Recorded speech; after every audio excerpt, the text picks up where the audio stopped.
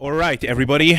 I am here with my buddy Szoták Andrei from the Muscle Engineer podcast, and my podcast is the SSD podcast, but I'm guessing that this will go up on both platforms. So I don't even know which podcast this is really. But hey, Andrei, how are you doing?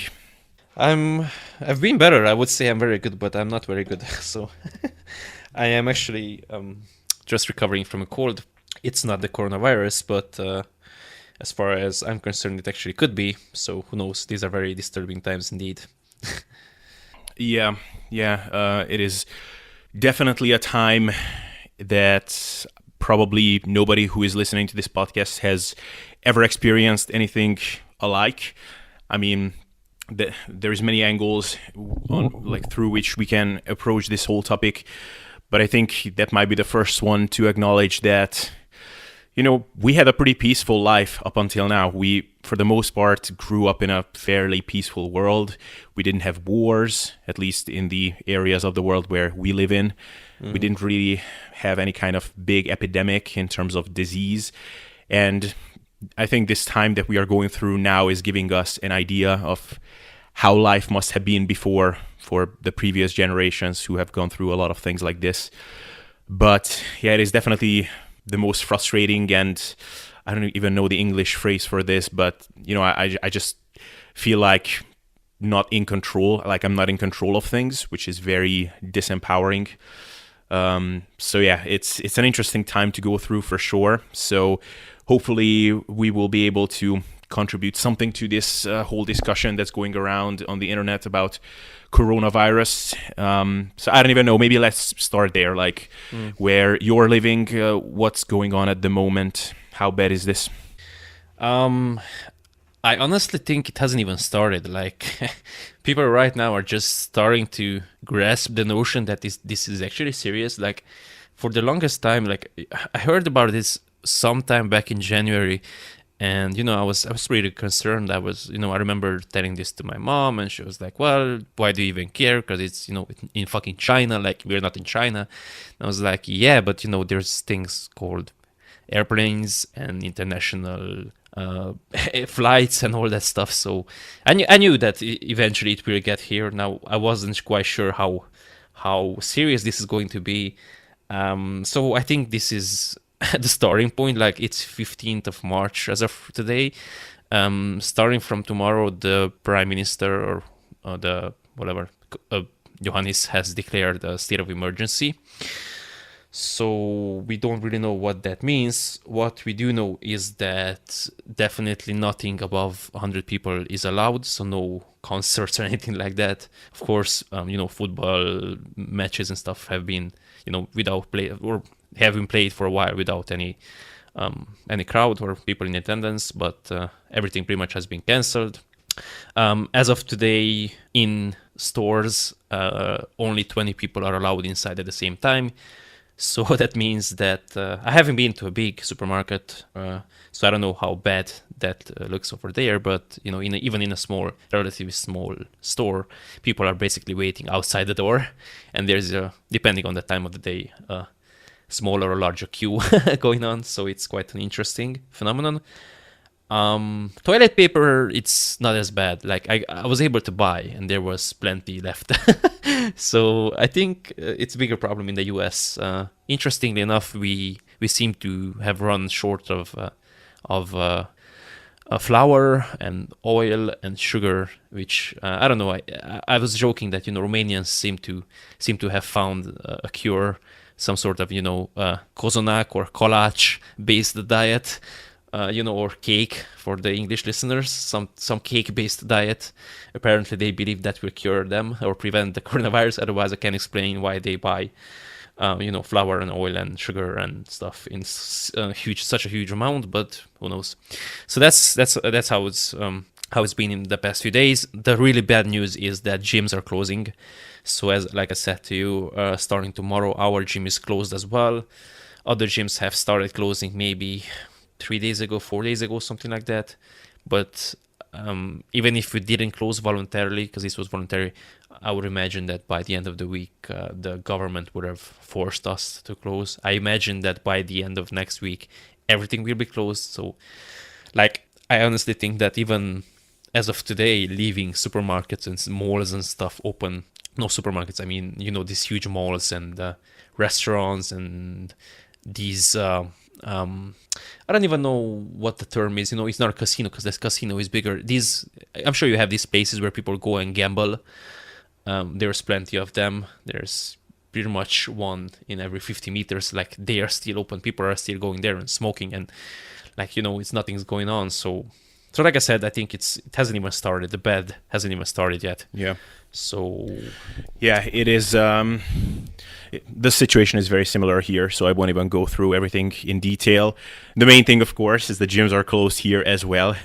It started a little bit earlier here, so it started. So on Friday, things were not open anymore.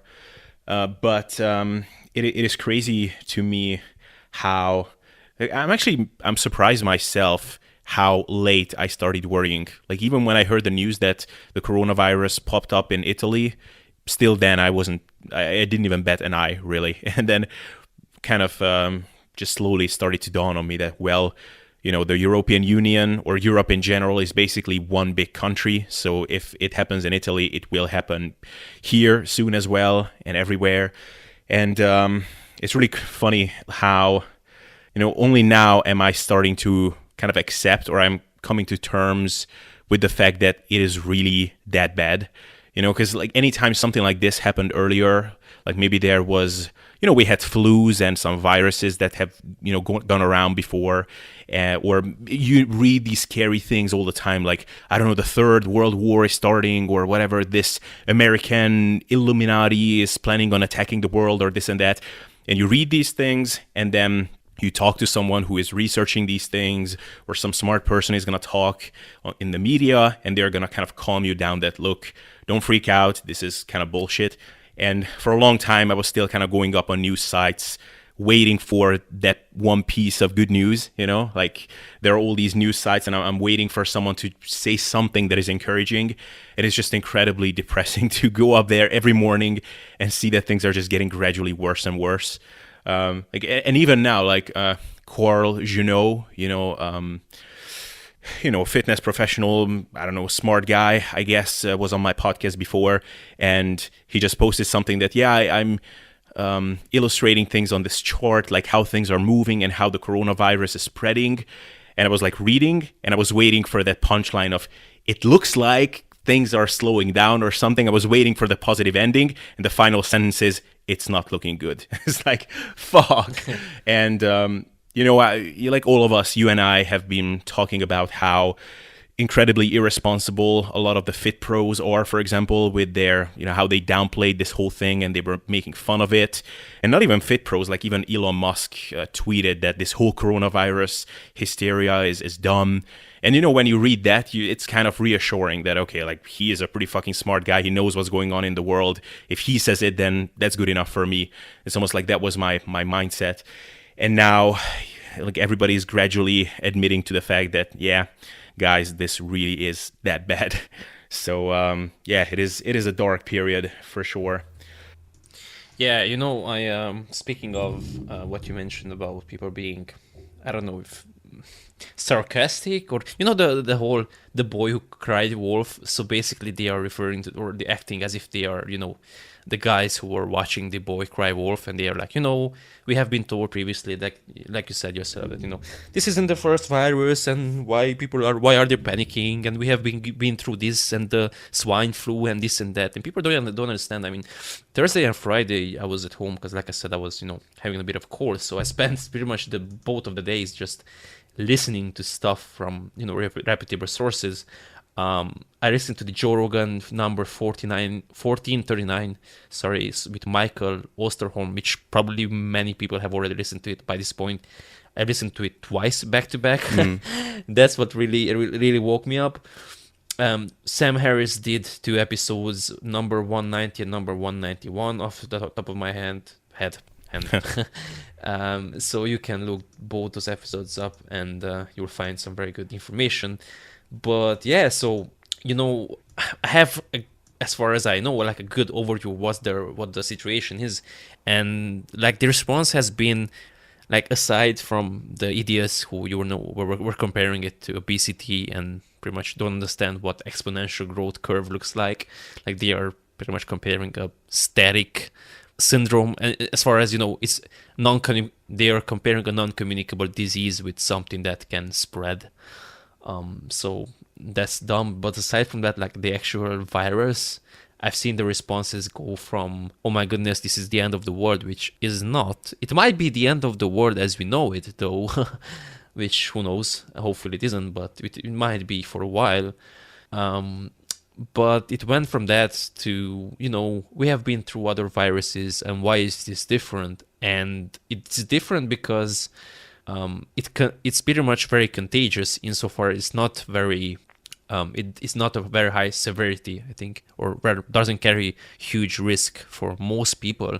However, it spreads very, very fast. And of course, I have to preface this that this is not medical advice and this is just me thinking out loud, and I'm an idiot, so listen to the people I mentioned previously, don't listen to me, don't take advice. It's just, I'm trying to sort of clarify the situation for myself mostly. So the thing is, from what I understood, like there's basically a reverse relationship between deadliness and capacity to spread. So basically a virus that is very deadly, something like Ebola, which as far as I know kills like 80-something% of people, doesn't spread because, people die and there's no one left to spread it. Whereas the coronavirus, this new coronavirus, the COVID-19 or SARS-2, however it's called, it's not very deadly, and that's exactly why it can spread so fast, because people are spreading it without being symptomatic themselves. So that's the big issue with someone who is our age, someone is in teens and 20s. Like even my colleague, I was trying to explain to him yesterday that this is serious. He was like, "Do you think I'm afraid of a shitty virus?"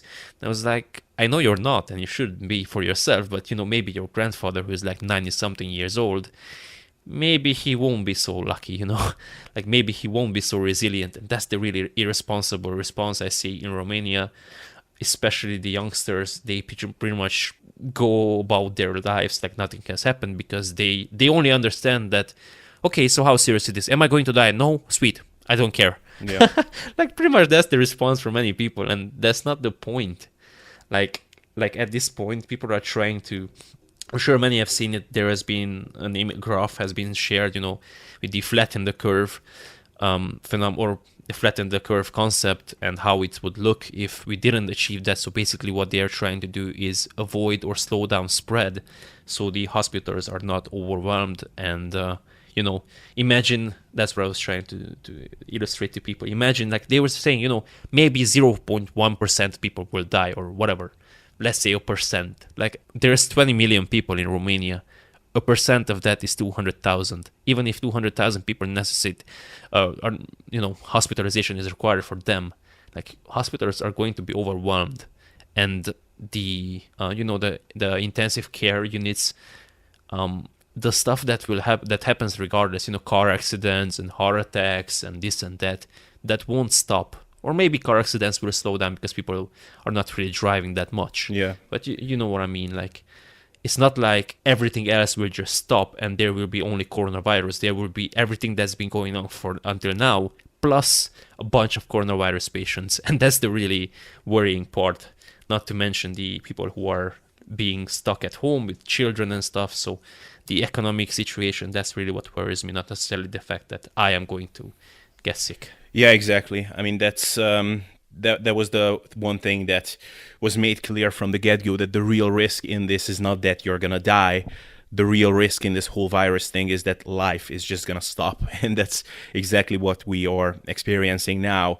And the reason behind that is, like you said, it's just you can see it in Italy. I mean, some pretty horrific news came out from there that basically they have to choose between which patient is going to get saved, and there are people waiting out there in the waiting room, and they already need oxygen, and there are just not enough beds and not enough like breathing breathing machines, whatever, to help them. They need ventilation. I don't know. Yeah. So it is really messed up.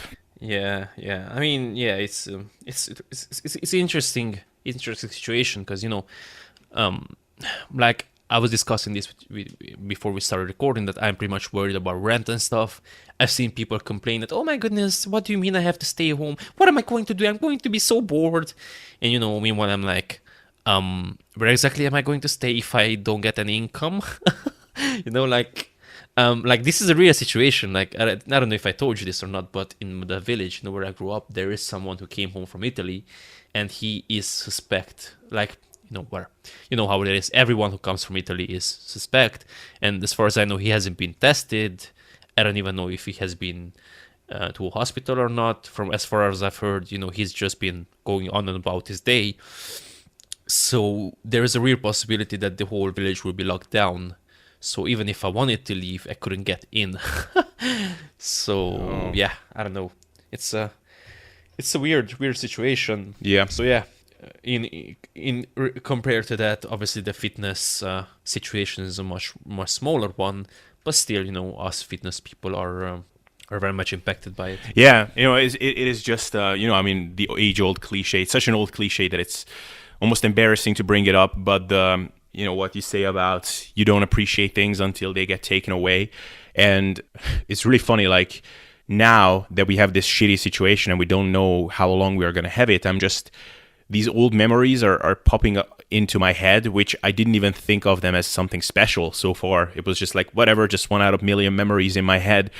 And now this one memory from last year keeps popping into my mind where it was nothing special, just a typical Saturday where I went to the gym, then came home, met up with my girlfriend. We drove to a town nearby, went to a restaurant, came back, then went to the cinema, watched some movie, and then at night I met up with some other people. But it was like, it was really nothing special. And I'm just thinking that wow, like God knows how long until we can have that luxury of just, going to places, have a meal somewhere, just walk around in the city. Like it is just insane that, and now that we don't have it, they just seem like such precious things. So I'm not saying that that's a positive thing that came out of this, but an interesting thing nevertheless. Yeah, pretty much that's my silver lining, or what I'm looking at, what I'm thinking about when I get really down is that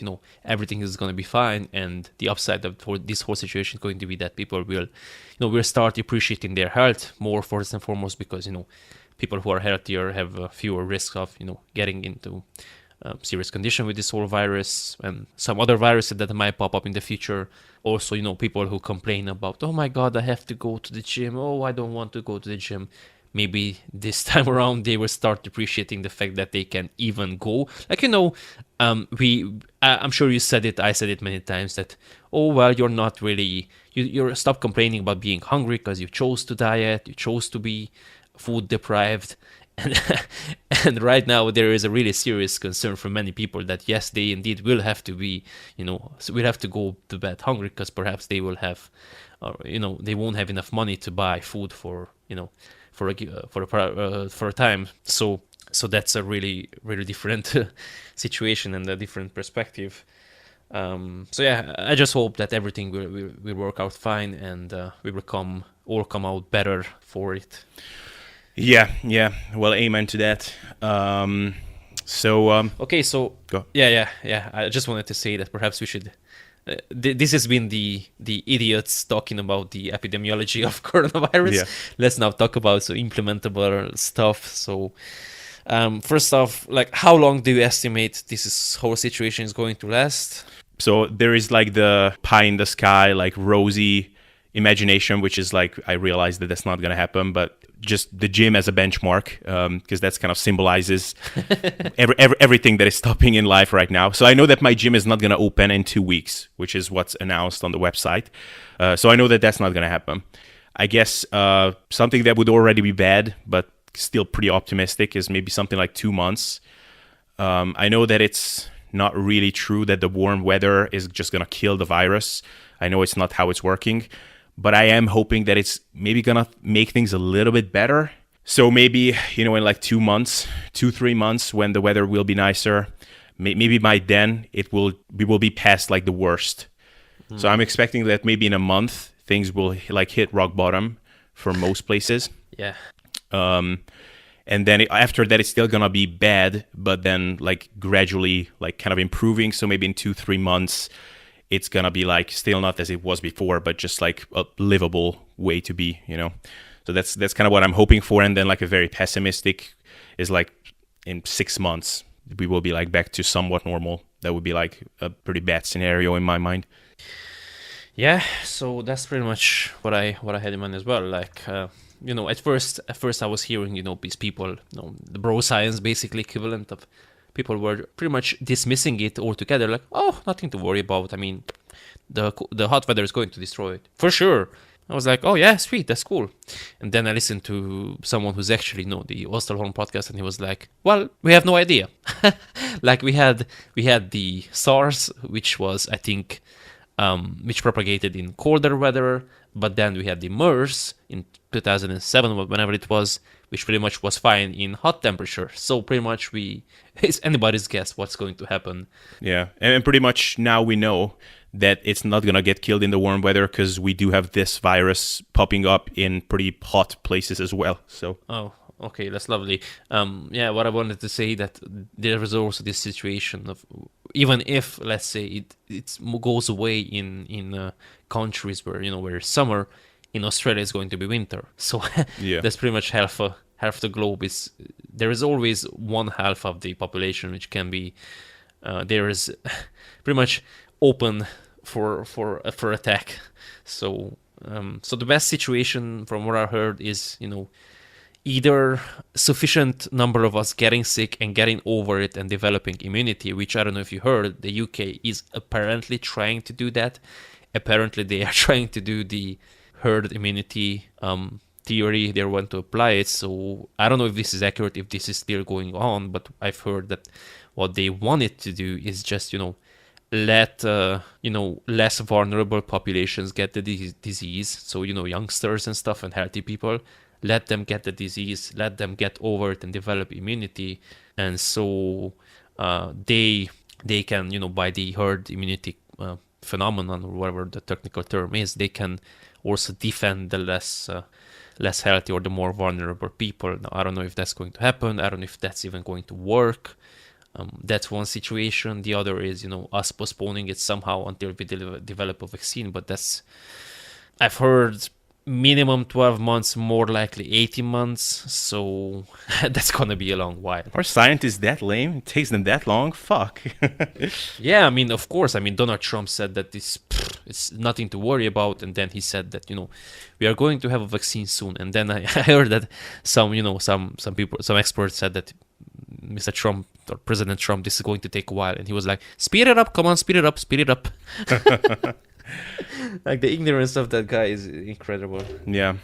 I mean, another solution for those in the audience that are more wealthy is, I read that Cristiano Ronaldo has bought a private island and he's spending his time until the virus is over. So that's always a solution. Oh, lovely. Yeah.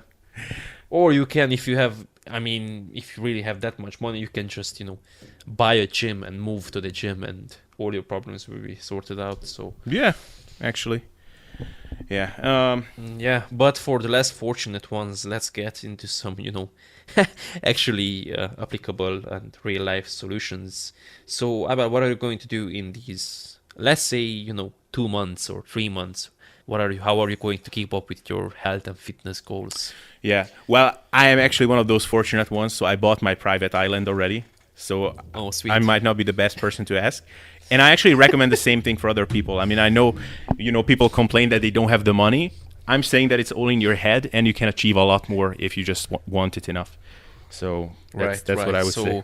Yeah. So we're discussing actually with Abel that this whole virus thing is just a jokes. It's just a hoax, and it's actually just a nocebo effect. So people who are in hospitals, they are fine. They just have imagined the whole situation. They pretty much they don't believe. They lack belief. They lack belief in themselves. They lack belief in God. They lack belief. They just failed as a human being. Yeah. So that's why they are being punished. Like, there's not. This isn't the disease doing this isn't the virus doing its job. It's the lack of belief manifesting itself in the world. It's all in your head. Exactly. Yeah. I mean, it's. I'm watching a series now called Therapy. and it's about psychology. And now I really know how powerful the human mind can be.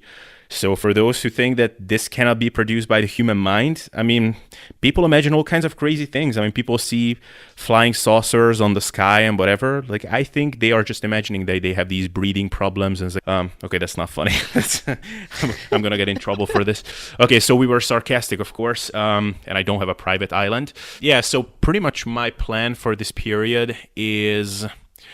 first of all, I haven't done anything yet, like home workouts. I did not do anything. I think I will wait like a week, simply because I feel like I need like a bit of a mental reset until I can actually appreciate something as bullshitty as home workouts. Because I don't know, like when you've been going to the gym every day and destroying yourself with really effective movements and heavy weights and whatever, it's just really hard for me mentally not to see doing push-ups at home and using some bullshit bands and things like that as a massive step down, which and objectively, of course, I still know that if I did my home workout today, I would be like a little bit better off than I am now. But I think I just need that kind of reset. So I have not done anything yet. But basically the name of the game for the next God knows how long is to just try to dig as little of a hole for myself as possible. So, whenever I will be able to effectively diet and train again, if I'm not like 10 kilos overweight and a shit ton of muscle less, it will be just that much easier to get back into my best shape. So, it's kind of like just do the best you can with what you have. That will be the name of the game for me. And I think the biggest thing in all of this, and this is actually a mindset issue, unlike the coronavirus, is sometimes you just have to set your mind on appreciating something that is less good than ideal, but is still much better than nothing. And sometimes it's surprising how difficult that can be. So that's kind of my overall approach. How about you? Yeah, so before we get into that, I just want to, express my agreement with you. Like, the worst thing anyone can do is to fall into the nihilistic.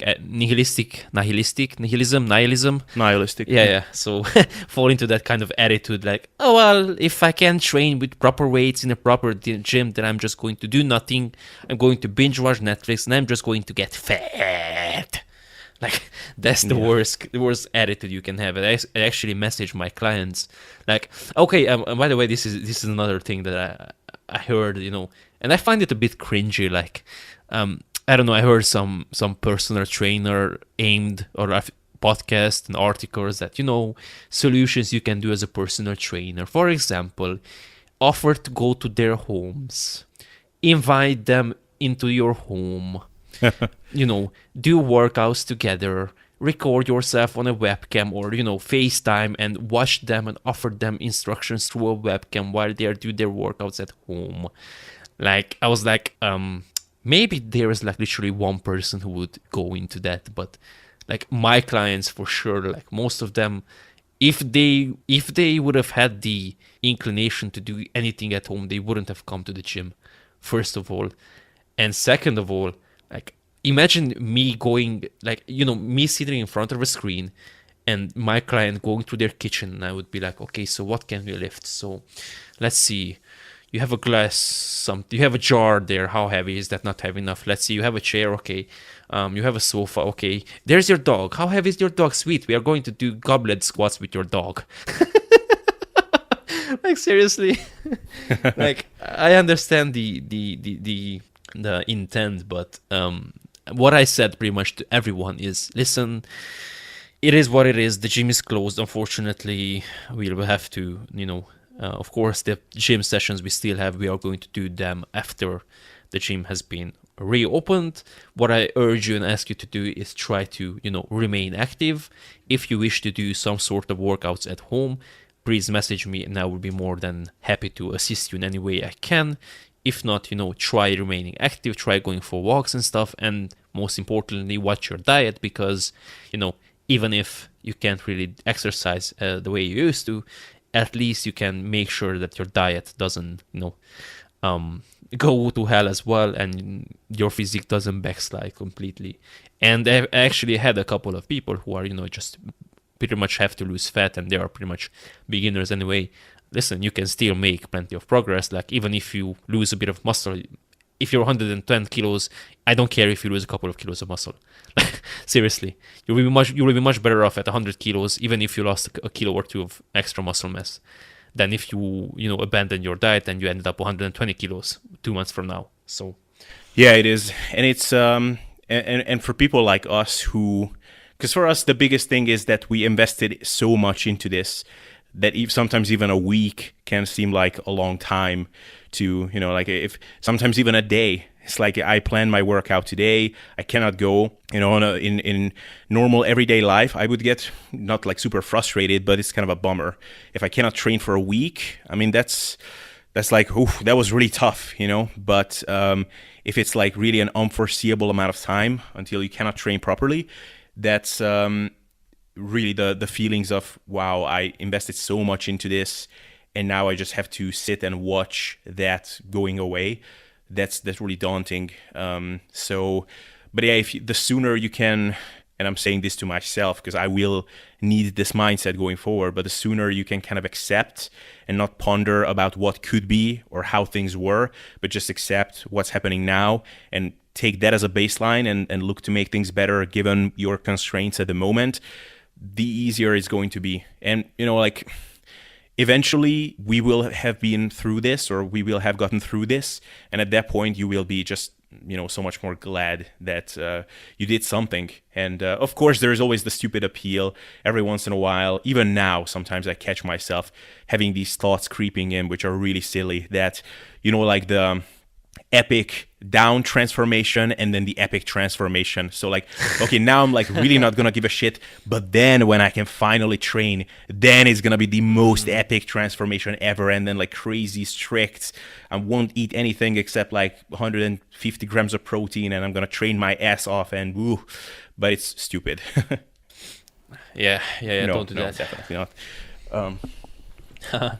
Yeah, so I didn't answer what I plan on doing. So I have a couple of plans. So best case scenario is, this is just between us, of course, no one's going to hear this, but I still have a key. So I might be able to figure out something, and I might be able to sneak in and, still do a couple of workouts. Even if I don't do them every day, if I get 2 workouts in, that would be lovely. That's the best case scenario, and then doing something at home. If that doesn't work out, which probably it won't, especially if situation get worse and we won't be able to go out on the streets and stuff, then what I'm going to do is I'll grab a couple of dumbbells from the gym, bring them home. I have some bands, and pretty much do full body workouts every single day. Like I'll do 100 sets. I don't care. Like I'll just volume through the roof. Like pretty much I will make up for the intensity with volume. Like Mike Israel will be so proud of me. I'm going to MAV the fuck out of this training volume. But you started MEV, I hope. Yeah. So of course every single day I'm going to add in one more banded push-up. Like I'm going to start at 10 push-ups, and 3 months from now I will be at 1,000 push-ups per day, and I will do, if anyone has seen One Punch Man, that's what I'm going to become. I'm going to be Saitama in real life. I'm going to do 1,000 push-ups per day. I'm going to do 1,000 squats per day, and I'm going to do a 10-kilometer run every single day. And maybe 3 months from now, my hair will have fallen off, and I will be just unstoppable. Damn. I'm intrigued. I got chills as you were explaining that. Yeah, I mean, I have a couple of like tiers in terms of best to worst case scenario. So the best case scenario is that, like I said to you before we started recording, is that I'm gonna invent the vaccine in my kitchen, and then I will become both a billionaire and I can finally train, and I can buy gyms and islands and whatever. Slightly less best case scenario is I actually just spent a couple of hours with a guy that used to attend my gym, and he's kind of a big shot here in Macedonia, and he's also really bummed that the gyms are closed. So he has some interest in kind of throwing together a home gym and buying some equipment and whatever. So maybe he's gonna do that with my help, because I know more about like what's the best stuff to get and whatever. So if that was possible and I could at least go to someone's little private gym like 3 times a week, that would be pretty cool. Yeah.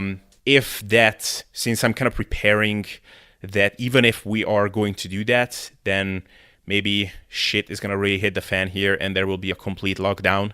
So I won't actually be able to go there. So I will have to literally stay home. So for that case, tomorrow, because most likely tomorrow, nothing is going to get like severely locked down yet.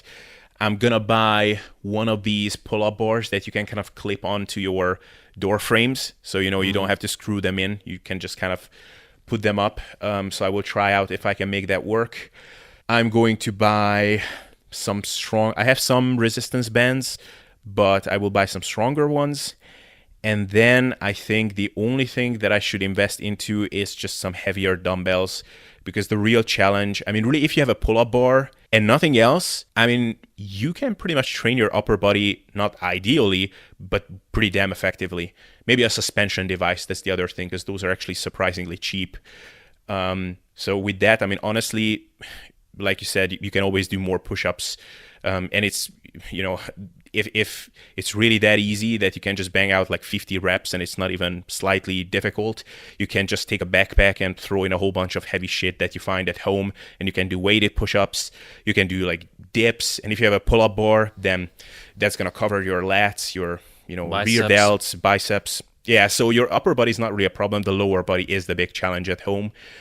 So if I could get some dumbbells, or maybe just like one dumbbell that goes up to something like 50 kilos or two 20-kilo dumbbells or something like that, then, you can do a whole bunch of like pistol squats and Bulgarian split squats and some one-legged RDLs. Deadlifts, yeah. Yeah, so, then you can do things. And yeah, I would pretty much do the same. So just like full body workouts every day, twice a day, upper body in the morning, lower body in the evening, ab training 3 times a day. Why not? If I'm literally not allowed to leave my home, then what the hell am I going to do? Yeah. And then really, oddly enough, the other thing that I think could really help me not getting sloppy nutritionally while I'm at home is investing into an Xbox One or something, which could distract me so that I'm not occupying myself with eating, since I'm going to be bored out of my mind at home.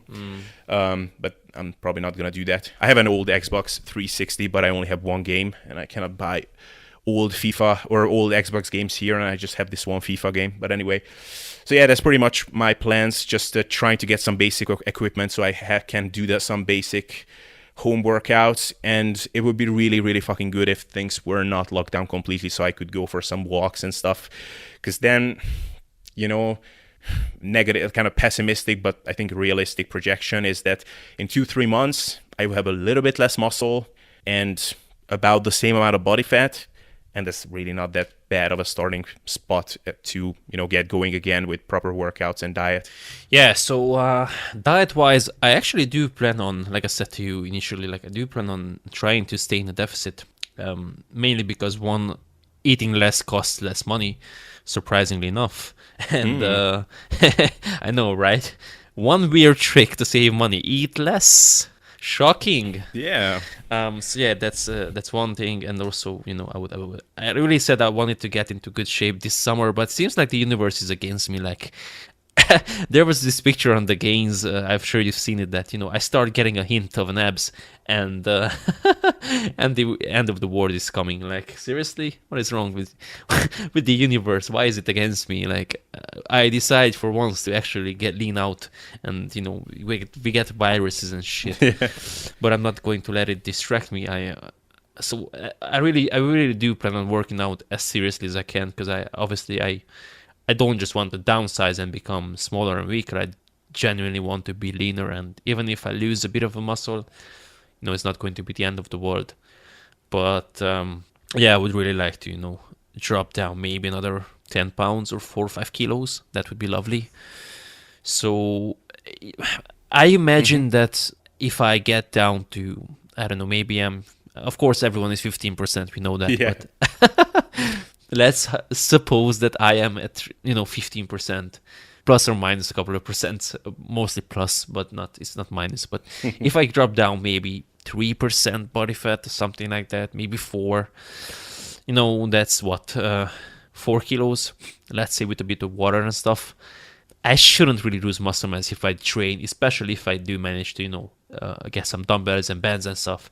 I really shouldn't lose muscle. And if I lose a bit of muscle from my legs, it's not the end of the world, because, my legs are my best body part and they will come back really fast. So, and nobody cares about legs anyway. So that's really my plan. I don't really plan on eating more than 2 meals per day, simply because I don't really have the necessity for it, especially if my steps will go down.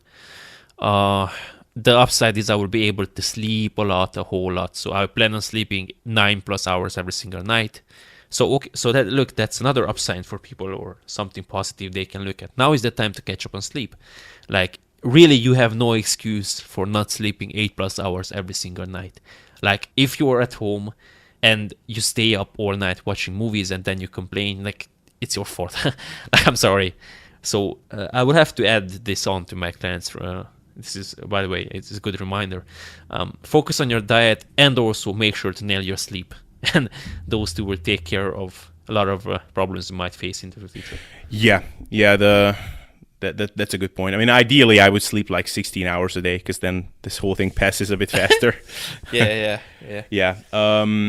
Okay, so what is it that we did not cover yet? I mean, maybe just some specific things that you can do with like pretty limited equipment at home. So like I mentioned, I mean, upper body is probably not going to be a problem, because now it's really useful to just think in movement patterns, not in specific exercises. So you can do push-ups, you can load them just with a little bit of creativity. You can do pull-ups and chin-up variations if you have a pull-up bar, or just any kind of place that you can hang from. And if you get a suspension device, with that you can do a lot of cool stuff. You can do some like body weight, tricep Note, don't hang yourself from the ceiling with a rope. That's not going to help you. Yeah, don't do that. Yeah, actually, I wanted to post a funny thing on Instagram that I've been looking for a pull-up bar, but now finally I found it, and then zoom onto the curtain hanger, like over the window. I'm going to do pull-ups there. Yeah, I'm going to do one pull-up to failure, if you know what I mean. Yes. That will be the heaviest pull-up, instant failure during the concentric, like you're not even able to complete it. Yeah, but yeah, so the upper body is pretty much going to be covered, and if you have some dumbbells, then obviously that's going to take care of all the arm stuff. So there's really not that much of an excuse to not keep your upper body pretty much in perfect condition. Like, you may lose some, like whatever, you're not going to be able to hit your side delts optimally, because like with cables you can create some nice resistance curves and hit the portion of the movement which will be a bit more problematic with just free weights, but even that you can kind of adjust your body in different positions. So then really the lower body is the main thing. And then, I mean, if you really want to hit them effectively, I guess you will need some heavy dumbbells. So like, I know a lot of people who can do like Bulgarian split squats and things like that with like 50 kilos in each hand. So that's going to be problematic. But you can go in higher reps, obviously. And you can do some like weird supersets and giant sets. So you can do some like pistol squats. And those are going to fatigue you pretty damn fast. Then like jump right into like some Bulgarian split squats, do like high reps with that. Sissy squats, I saw Mike Israetel and a couple of guys posting a video where they did like 60 Sissy squats to failure just with body weight, with like minimal, like 5 seconds was the most that they were allowed to rest, and it looked like it was a pretty brutal exercise just in that. So I guess now your lower body training sessions are going to be pretty painful and like kind of like cardio. So, but I think you might be able to maintain even if you do it for a couple of months, if you're diligent with it. Yeah, if someone has absolutely no equipment, then it might be tough, because I gotta find a way to apply resistance somehow. And if only have your body weight and gravity, I guess you can do single leg squats, but I don't know, balance is going to be an issue, I guess. But if you have some bands, like I have some really, really strong bands, I have a strong one that I haven't even unboxed, it's unopened, it's never been used, and it's going to be so fucking heavy.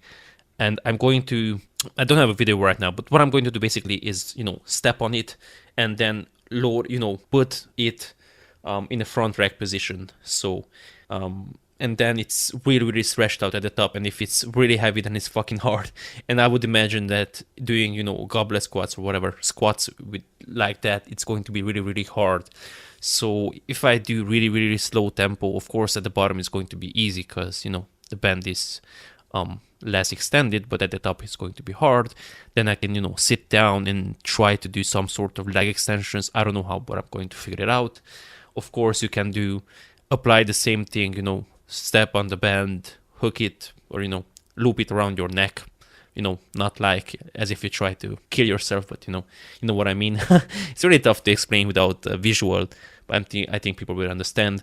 And do Bulgarian split squats. Again, it's going to be pretty much, you will have to find a way somehow to load the bottom portion, because that's the really heavy or really hard part. Sorry, I'm getting sleepy. That's a really hard part to do without, because obviously bands provide the most resistance when they're extended. So I don't know, maybe you can do something like doing the banded stuff and then doing straight into single leg eccentrics only. You do a single leg eccentric, you raise yourself up, or then do another eccentric, something like that. I don't know.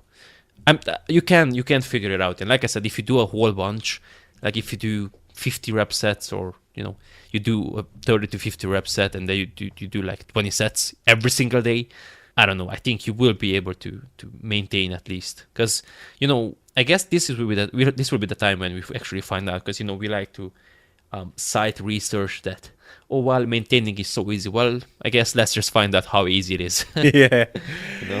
Like, don't worry, you have to skip a week. Don't worry, like, muscle memory is real, but nobody actually takes a week off ever because they're super fucking scared. So yeah, exactly. Let's see how real it is. Yeah. And also another alternative strategy. Maybe now is the time to jump on steroids, because that steroids build muscle even if you barely train at all. So you might be able to actually come out on the other end more muscular than ever. And then when people ask you how you did it, you will be able to sell them an ebook on secret home workout. I mean, I heard that research that, like, people built more muscle without training on steroids. But, like, do you think so far you've been busting your ass in the gym?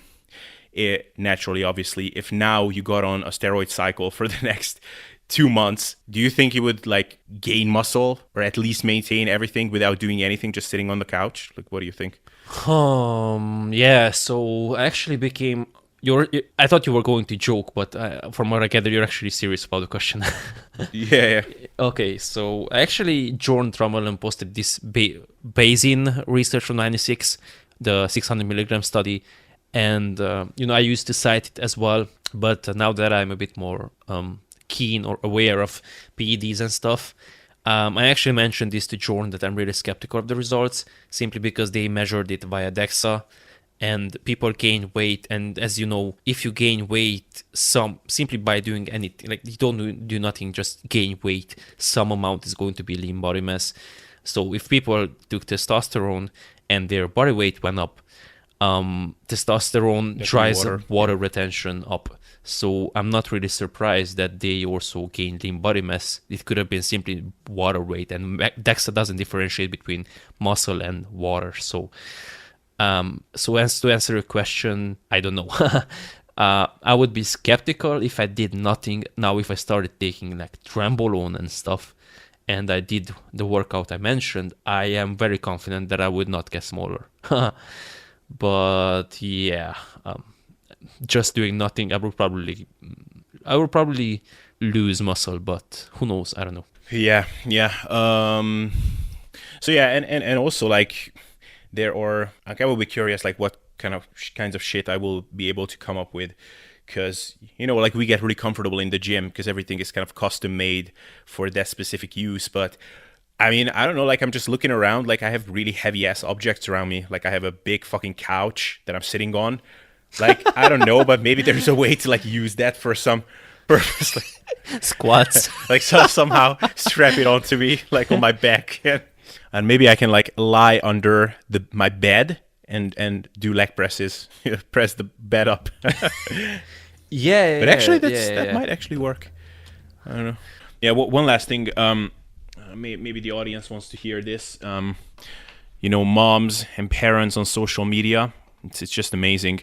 So I told my mom, like, I was feeling really down about this whole virus thing, and sometimes some banter and some giggles are the best medicine in times of crisis. But yeah, so I told my mom that, like, Mom, by the way, like, the most depressing thing that I heard is that maybe these people that are dying from the coronavirus are gonna come back alive and are just gonna go around as zombies. And my mom's reaction was like, what? Like, what are you talking about? That's crazy. And I was like, well, I don't know, like the WHO said it. Like, I don't know. And then at one point I almost thought that she didn't buy it, but then the next day it's like, hey, so you're just kidding with this whole zombie thing, right? And then I sent a picture from Game of Thrones with some zombie kids. It's like, well, the WHO published this picture.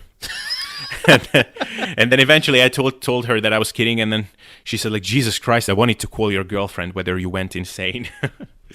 So she didn't actually believe me, but it was fun. Oh yeah. Speaking of girlfriends, I forgot about the cardio workouts, because obviously cardio is also, the coronavirus mainly attacks your lungs, so a healthy cardiovascular system is it's a very good thing. So, moving in with your girlfriend and doing daily cardio workouts is another option, if possible, multiple times per day. Is encouraged, actually, if you have a girlfriend. Then look, I will have to talk to my girlfriend. I will have to tell her to come back sooner, because she's around 50 kilos, so that's a decent way to squat.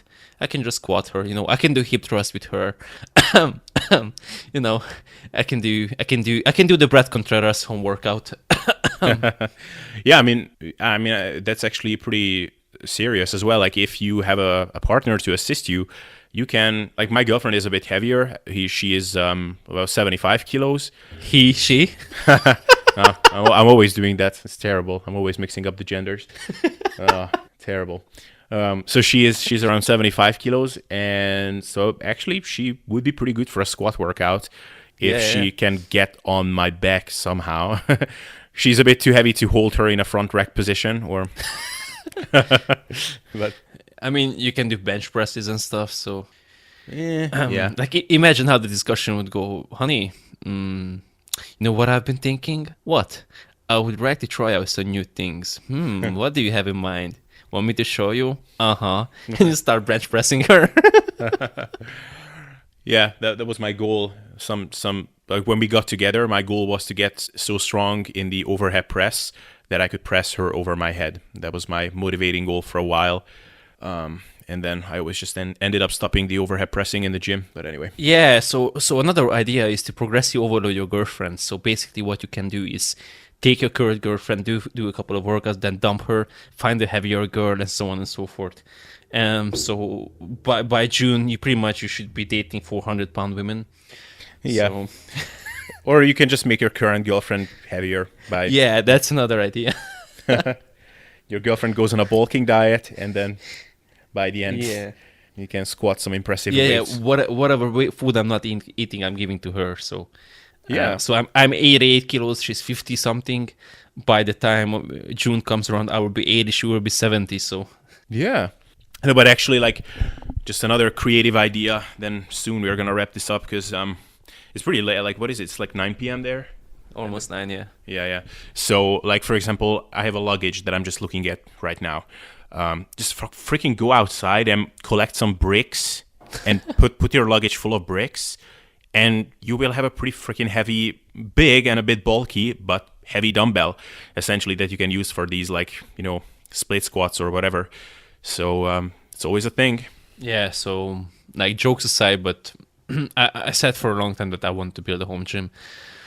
I would much rather, like, when I see people buy these fucking expensive cars, like, 20,000 and 30,000 euro cars, I'm like, Jesus Christ, like, for 20,000 euros, you can build a fucking amazing home gym. Now, of course, you can buy machines, but you can get a very good squat rack, you can get a good bar, you can get a good adjustable bench, you can get a very good a set of adjustable dumbbells, some plates, and you're pretty much good to go. Like, Yeah, from 30,000, you can actually, I think, buy, like, a lot of things, like even machines and stuff.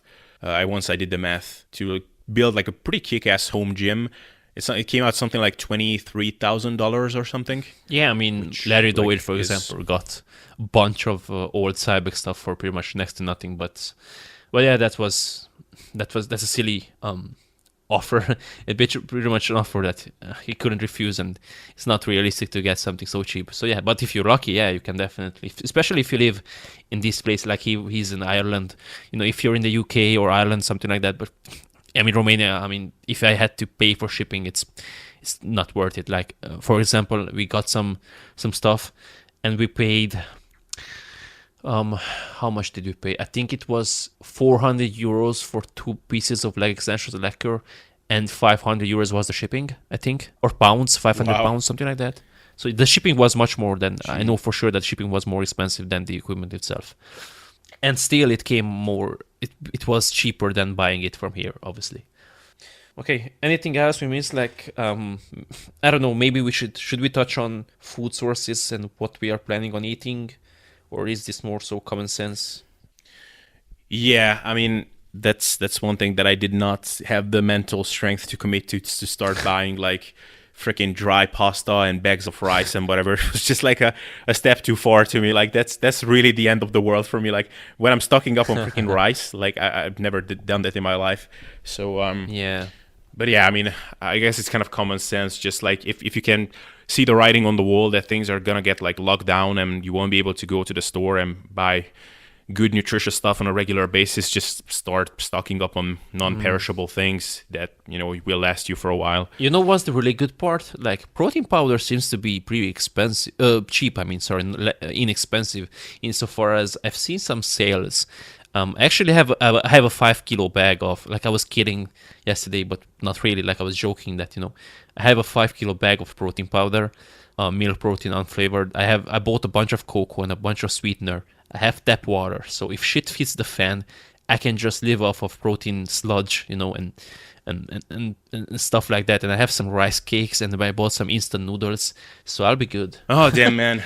Oh yeah, we gotta mention this. Like Romanians are idiots. Like I'm sure many people are idiots, but Romanians, like the Romanians fall for fucking everything. Like we don't have any degree of science literacy. Like nothing. Like dude, like even a week ago, so apparently China has actually, so basically what happened is there has been a study has been registered for trial, meaning it has been registered it has been registered to start. So basically they are just now wanting to try the study. And I already heard rumors in the gym that there has been found a cure and it's vitamin C and you have to inject it intravenously. And it's basically something like 20 milligrams per kilo, I think. Anyway, it comes down to 16 to 18 grams of vitamin C intravenously administered. Then I seen something today that you have to, gargle whatever, the term is, like, you do that thing in your... It sounded like something else to me, but... Yeah, so whatever. But the point is that I've seen something with hot water because apparently the virus doesn't resist hot water. So you do that and you clean your airways and then the virus is killed. Like, man, the amount of stupidity in Romania. Then, of course, there's the religious zealots who are like, this is, we have been so bad that God has decided to strike down on us. And, Jordan Peterson, if I wanted to be Jordan Peterson, I would say that indeed it is, because if you think about it, what has happened is pretty much we brought this upon ourselves because we are idiots and we don't respect basic hygiene protocols, or China didn't respect it, but whatever. And how Jordan mentioned that the flood has manifested itself in reality because there's been something in the US where people have been taking money away and the digs haven't been properly fortified or whatever. They pretty much didn't use the sufficient material or sufficiently high quality material or something like that, and the dig, is it called a dig, Damn. the thing that prevents the river from flooding the city, and that pretty much happened. So Jordan was saying that this is almost like the flood story. So in a sense you can think of as God sending a disease upon us. I guess you can think of it that way.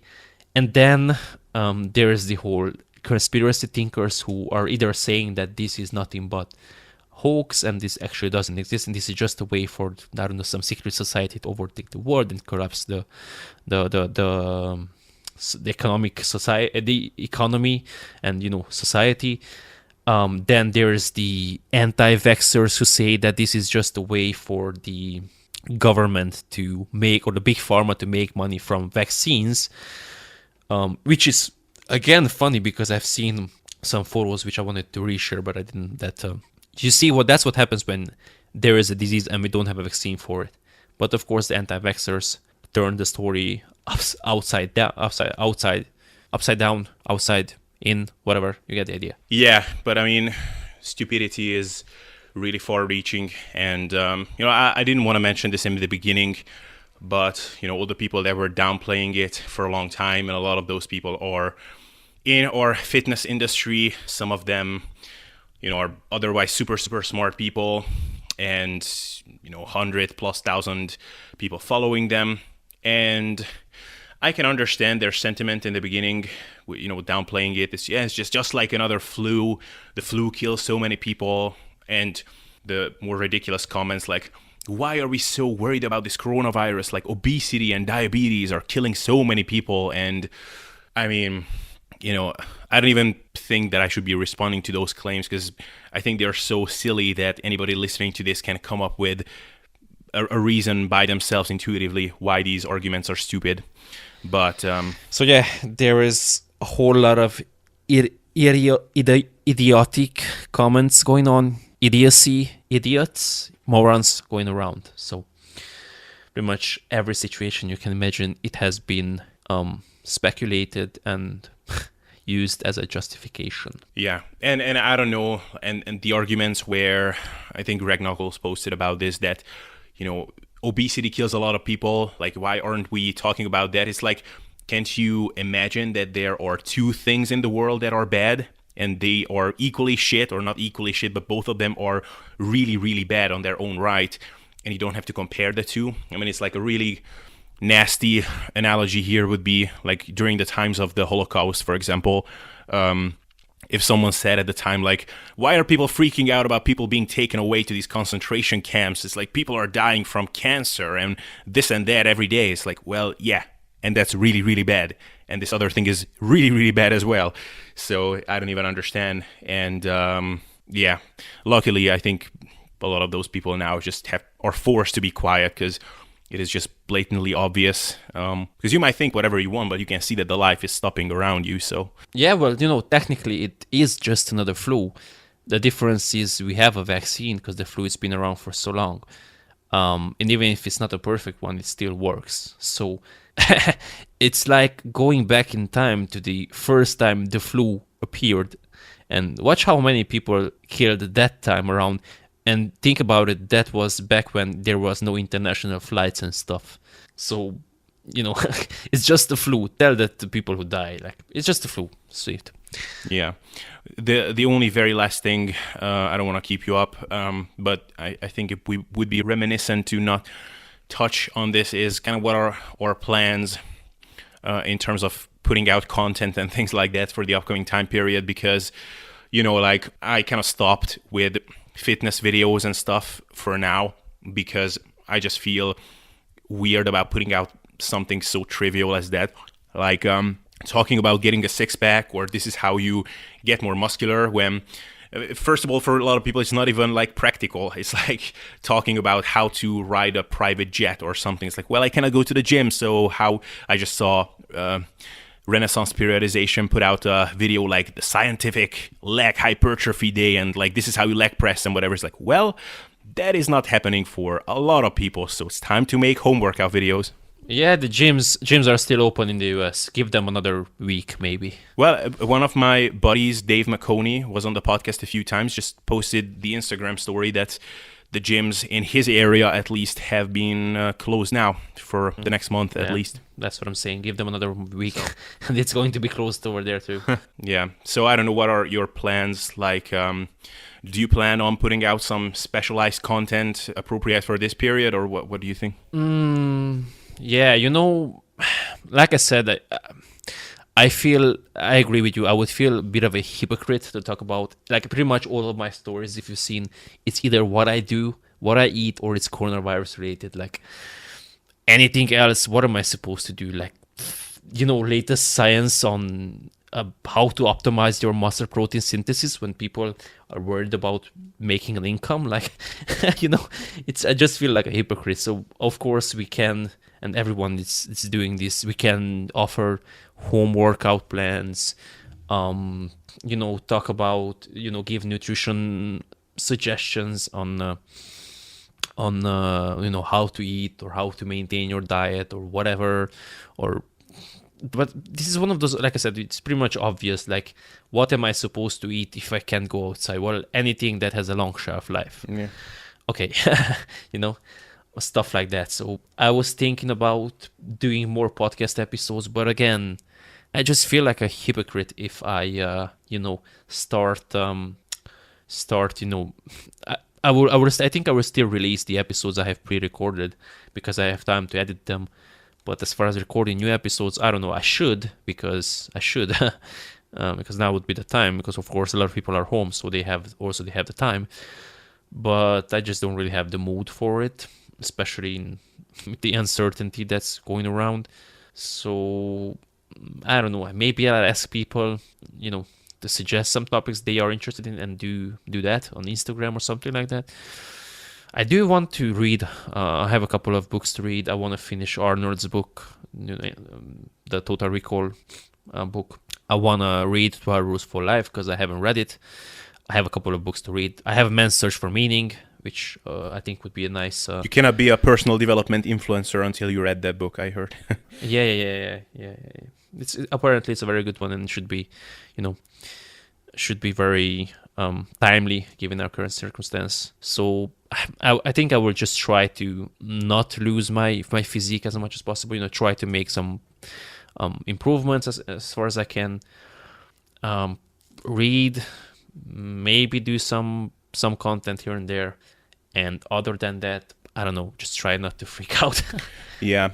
I'm having like different thoughts about what to do content-wise, because I almost feel like, a lot of people will be confined to their homes and they will be looking for things to do in their boring time. Yeah. So I guess like you cannot really do wrong with whatever content you're putting out. Like even if you're just like nerding out about some muscle protein synthesis stuff, it's something for people to do. So it's now actually the general thing that I've been saying for a long time. A lot of other people like, why are we nerding out about all these irrelevant details? Just like fucking go to the gym, pick the weight up, put it down. But now you actually can't do that as much. Like now it actually is the time to like nerd out on things that might not be that strictly useful because people have the time. So do you live with a girlfriend or alone or? Currently alone, but she might move in soon, which would be sweet. Yeah, so my girlfriend is also away. So if she comes back, then pretty much everything will be, plans will change, and I'll just, I try to spend more time with her and make ourselves make some babies, whatever. Not what I was going to say. I wanted to say that we'll try to make steps towards our fitness goals together. But yeah, it would actually be cool for my girlfriend to move in. I could help her getting into some nice healthy habits and whatever. Anyway, now we're just rambling too much bullshit. So yeah, I think this is a good time to wrap up. Hopefully this was a cool thing for people to listen to, and maybe we gave some encouragement or just something interesting to listen to. So thanks, András, for joining me. And so yeah, you wanna let people know where they can find you, or I guess this will be up on your platform as well. Yeah, it will probably be on my platform as well. So okay, so follow Andrei on the Muscle Engineer podcast, me on the SSD podcast, and yeah, we wish everybody strength and the power to hold on in this shitty period. Yeah, and by the way, I just wanted to mention that if anyone wants to, start online coaching right now is the time.